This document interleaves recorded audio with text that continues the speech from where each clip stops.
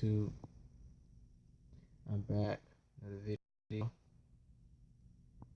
This video I want to talk about HH artist, legendary in the game. New York born, Philly, raised. One of the most iconic artists, in CHH. Um, R. Swift.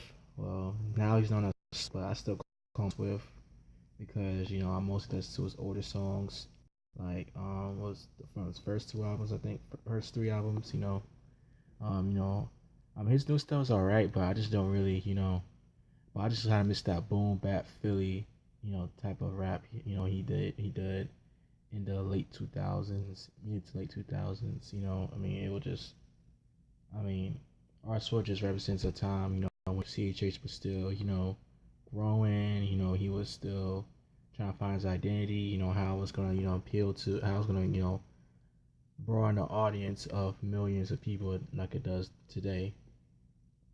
So R. Swift, one of my favorite artists, definitely.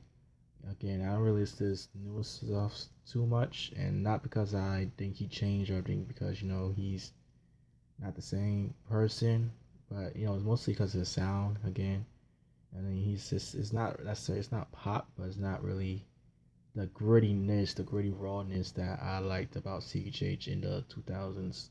Gritty rawness, East Coast edge that I liked about. Of course, artists had to change and evolve all the time. But you know, that's just my personal opinion. But again, but I still like R. Swift. R. Swift's a cool dude. Um, One of my favorite songs, he put out was "On the Block." We talked about growing up in the hood in Philly. That's a cool song. Thankful. That's not a good song he did. Um, light. What's the song? Lifetime.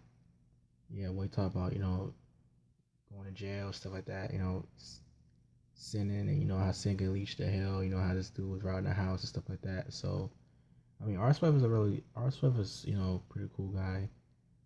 Definitely, definitely a very transparent his music. I remember he did an interview with Track Stars back in 2012 when he talked about losing his son, which was a very dark time for any person to go through. But like, how he was able to handle that situation, and he is still able, and he overcame it like a boss. Like, God, he, of course he was sad about it, but he wasn't like, because when somebody die in your family, you really want to just like tear up and just want to just isolate yourself from humanity for a couple of days. But R. Swift, was like, hey, I'm upset, but God got my back, and he just took it like the best way a person can handle death. Like he was just smiling. He took it pretty well.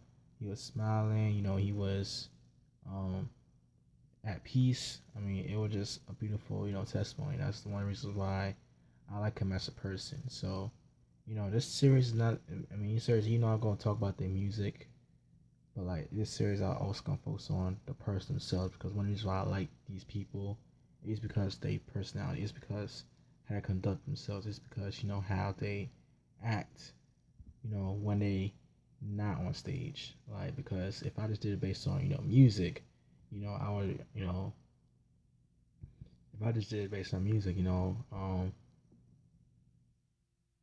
lot of these artists probably wouldn't be on this list, because again, some of these, because not because I don't like their music, but because um, they don't put out music frequently. Like, they don't put out music like every year or every 6 months.